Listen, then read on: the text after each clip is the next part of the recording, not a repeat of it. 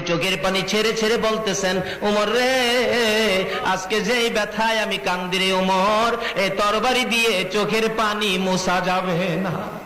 আবু বকর সামনে দাঁড়ায়া কান্দে, হুজুর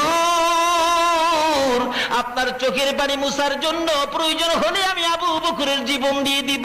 আমার নবী বলেন, রে আবু বকর, জীবন দিয়ে আমার চোখের পানি মুছতে পারবি না।